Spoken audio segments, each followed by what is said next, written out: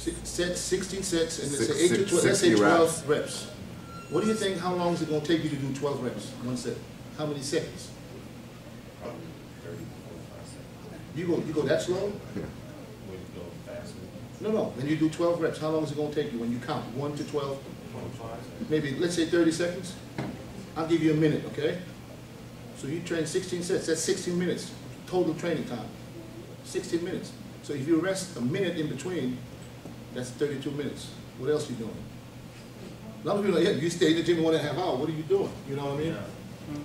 Yeah, because a lot of you guys I know you come up to us and go, well, you guys must be in the gym all day. Yeah. No. I got a life outside of that domain. You know, all three of us are married. All three of us have kids, or whatever, you know, I think. Yeah, okay. And so we have a life outside of that. People, I mean, you're in the gym to do that one thing. Bart, the people that come to you and ask for an autograph, or what you do to get your arm so big, and other annoying questions like that. How much you bench? That's no.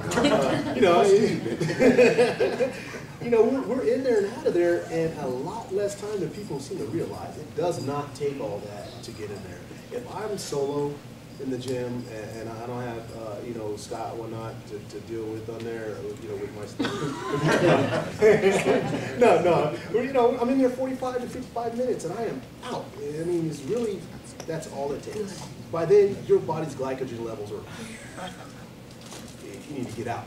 When you stop building the pump, when you start losing interest in what you're doing, get out of the gym, come back another day. It could be a variety of patterns. Mental, you got some issues going on, whatever else, you want to go in the gym to blow it away that way, do that. But once it gets to that point, get out, find something else to do, and then come back and make it a better day. But you don't leave it anywhere, forever.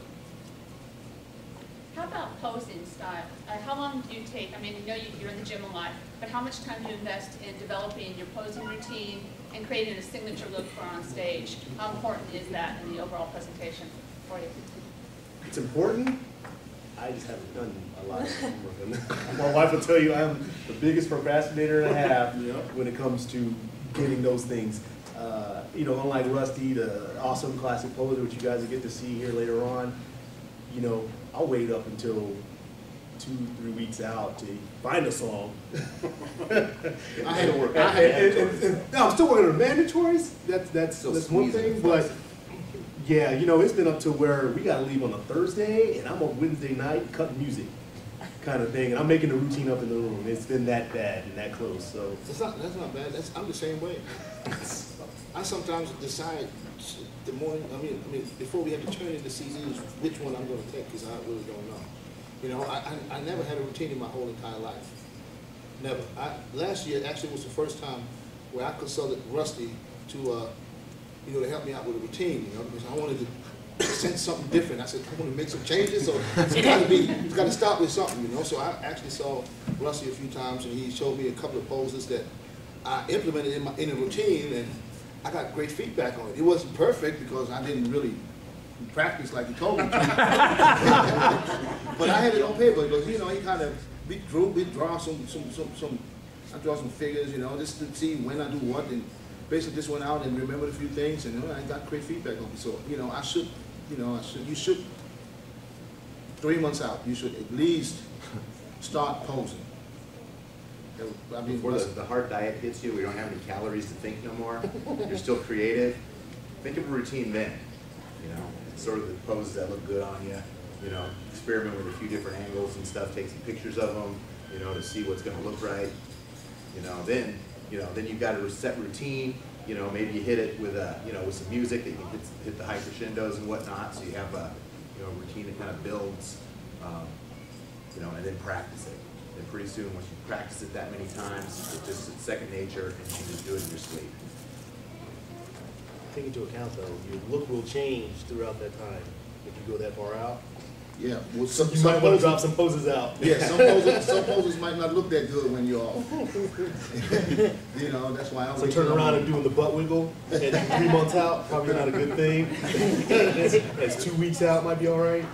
So it's something to think about. What's the butt wiggle? Is that? What's the butt wiggle? I don't know. You brought it up. Getting back to what you were saying about training time in the gym, Yeah. I'm a little older. I'm 61, and I'm still in there banging my head against the wall. But You're in there, what's that? But you're in the gym. Absolutely. There you go. The thing is, when I get in there and I first start training, I just don't seem to start getting a pump right away. It seems like it takes me a little while. I kind of have to work, and then when I start getting a pump, I feel like, okay, I need to start going a little harder, and then I end up in the gym for 2 hours, and I almost have to force myself to get the hell out, because that's when I'm really starting to, you know, feel good, and I just want to keep on going.